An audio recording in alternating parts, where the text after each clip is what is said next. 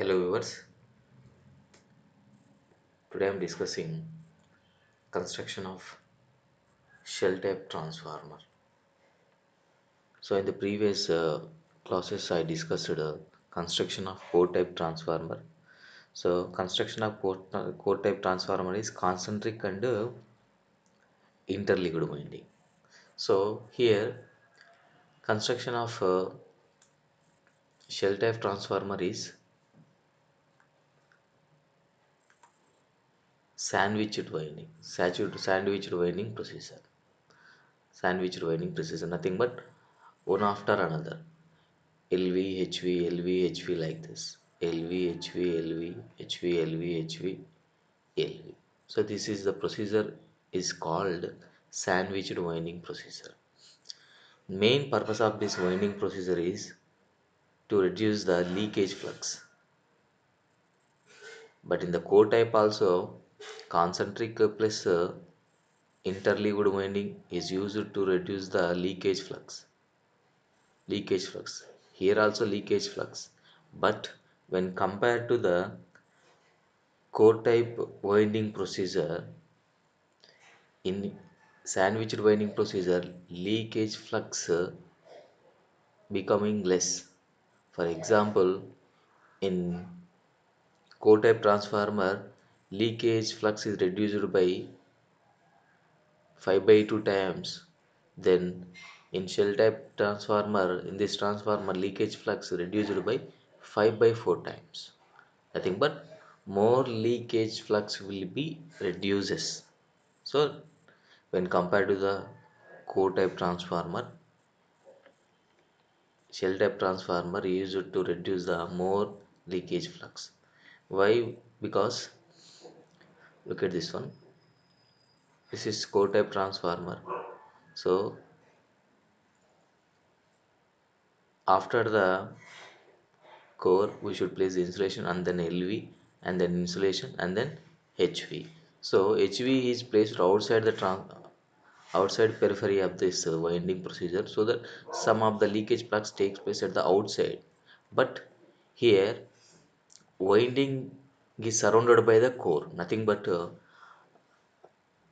winding is surrounded by the core, nothing but around the winding core is there. Whatever the leakage flux takes place, these flux links with the core. So leakage flux, most of the leakage flux will be reduces. So by using this winding procedure we can reduce most of the leakage flux when compared to the core type transformer. That's why this winding procedure is called sandwich winding procedure.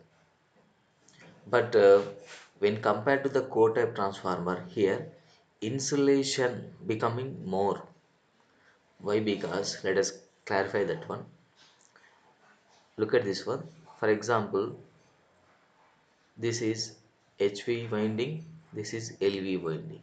I will explain later how the procedure will be. For I am comparing the shell type transformer with the core type transformer.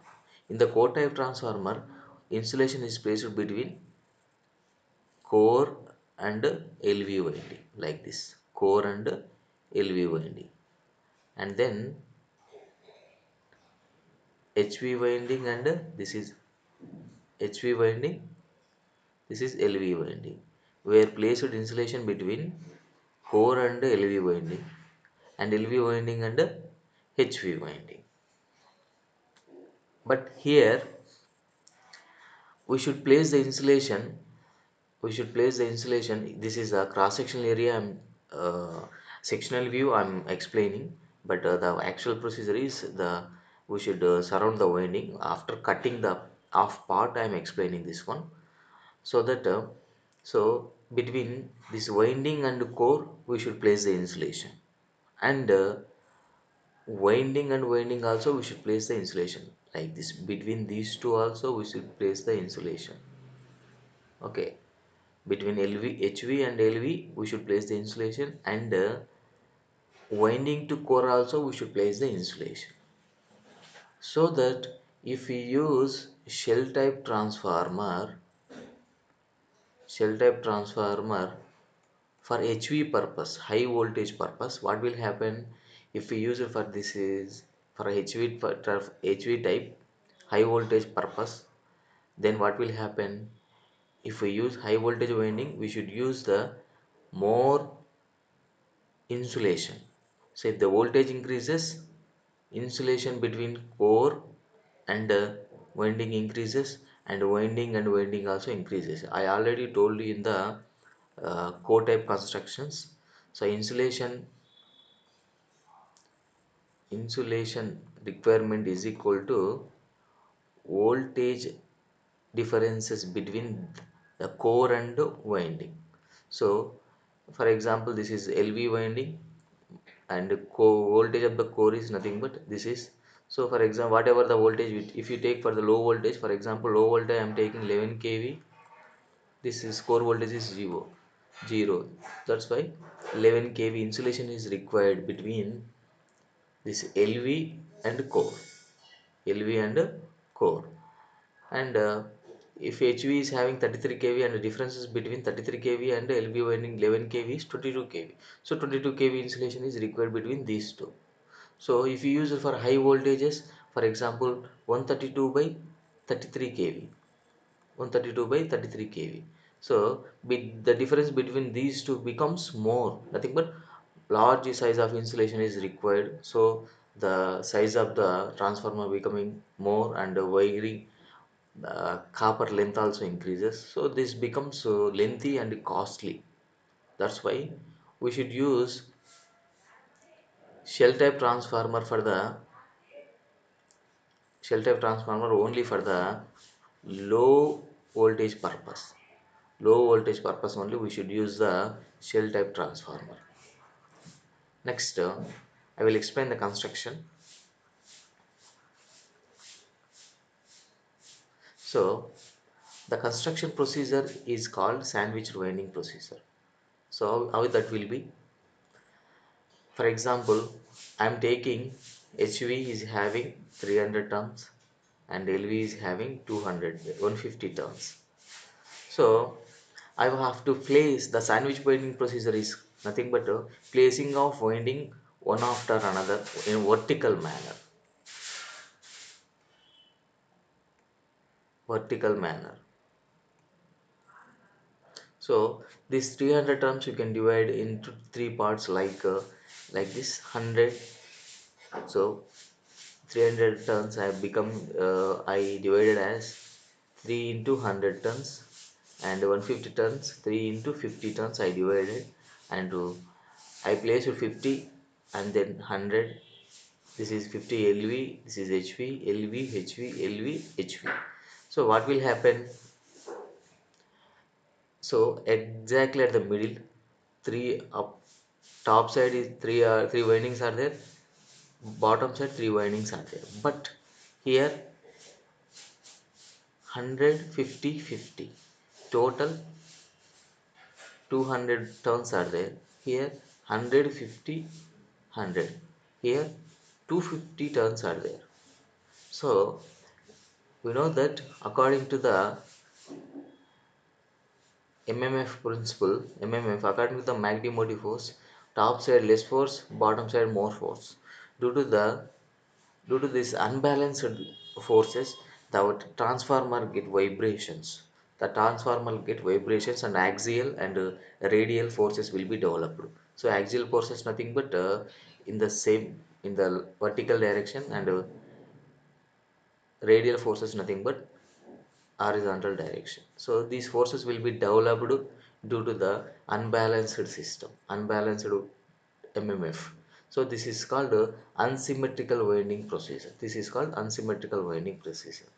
So to overcome these problems, uh, I used the sandwich winding procedure in a symmetrical manner. So how it will be? Look at this one. First I placed 100 tons HV. This is HV. First I placed 100 tons, and then LV 50 tons. LV 50 tons, and at the top 50 tons, at bottom also 50 tons, and then 100 HV tons completed. Next to remaining 100 will be I placed over the LV tons, and the remaining ton placed at below the LV. So, we have only 50 turns, only 50 turns LV. Only we have 50 turns HV. So compare, look at this one. This 100 I placed at the center, after that LV, and below that LV. And after the LV I placed 100 HV, and below the 50 I placed again 100 HV. So finally, I have only 50 terms. Either I should place 50 here or here. But if I place at the top total 50, if I place at the top, that become unsymmetrical construction. That will be like this, unsymmetrical construction. So, to overcome that unsymmetrical construction, so I placed 50 tons into, I'm dividing 50 tons into two groups, so that is 25 and 25. So 25 placed at the top and the remaining 25 placed at the bottom. So now look at this one.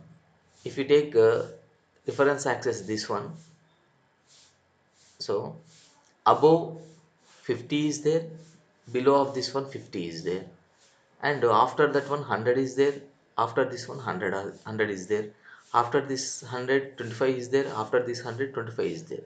So exactly with the reference axis, with respect to this axis, with respect to this axis, top portion and bottom portion both are equal, so that axial forces, whatever the axial forces will be developed, which is equal and opposite, so that the transformer will remain stationary. So that's why this winding procedure is called symmetrical and sandwich winding procedure. So this is the construction of sandwich winding procedure. Thank you for watching.